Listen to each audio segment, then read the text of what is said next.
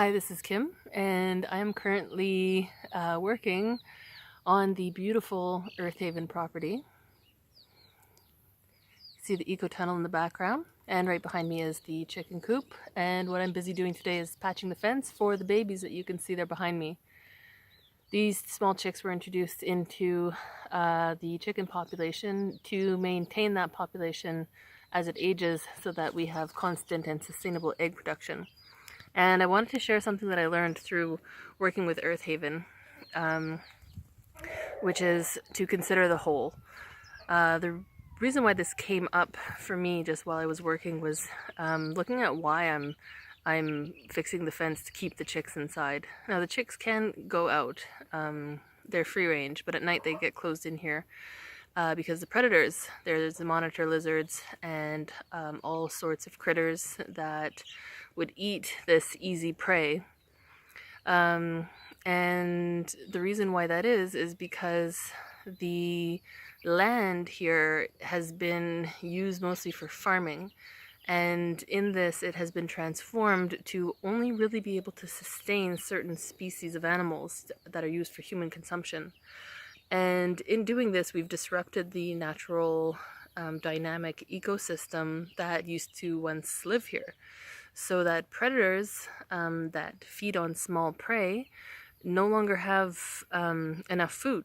And so that's when they start encroaching on the humans' living space, which is essentially, the humans encroached on them first, thus eating the chickens.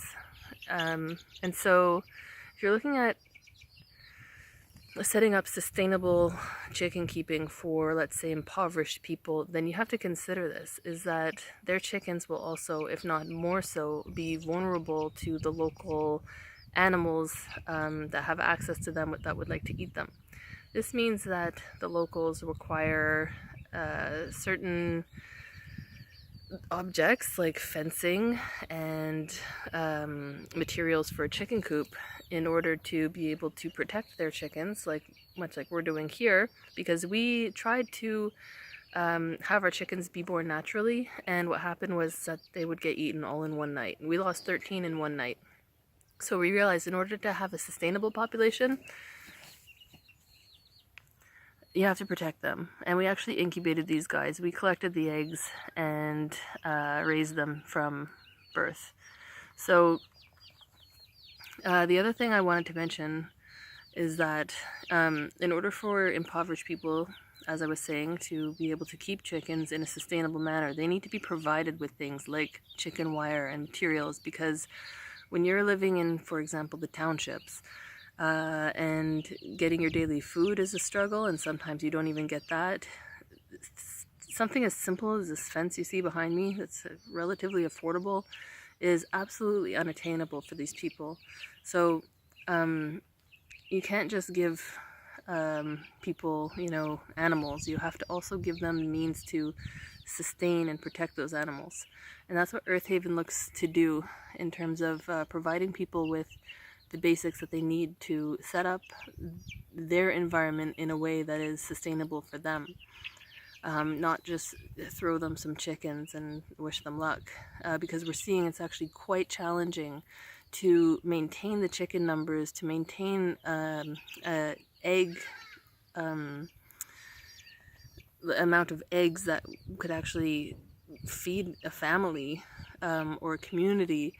And so what we're doing is, yes, we're protecting our chicks in this coop as well as our chickens. The door gets closed at night, although the bigger ones can come and go.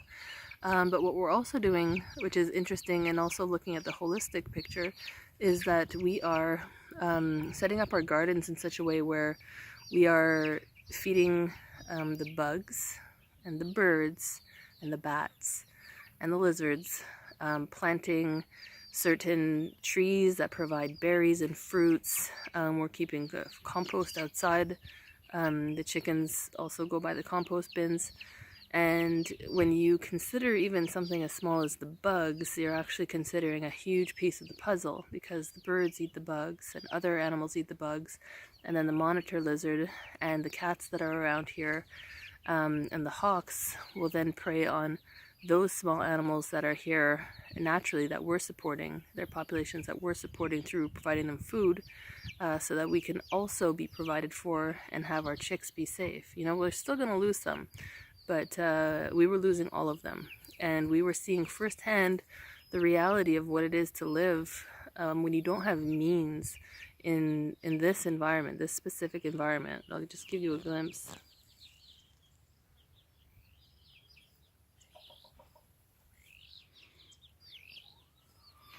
All right, you can see it's fields and trees here and there, but no thick bush, no, I mean the rivers have very little protection. We're working on that too, planting trees around them to maintain those rivers, which are getting quite dry in the drought. So the environment's actually at a point of requiring our intervention. And we're doing it in such a way that we consider the entire cycle. And I'm sure there's stuff that we haven't learned yet, but in actually doing it and actually having a pilot project, what you do is you learn. You learn exactly what people face having to try to live and survive here, and you learn what the animals in nature face in existing in this space that we've completely disrupted, and now we're trying to put back together, and we're doing it. All right, so this is Kim here with Earth Haven, just sharing my realization while I was mending the chicken fence today. Thank you.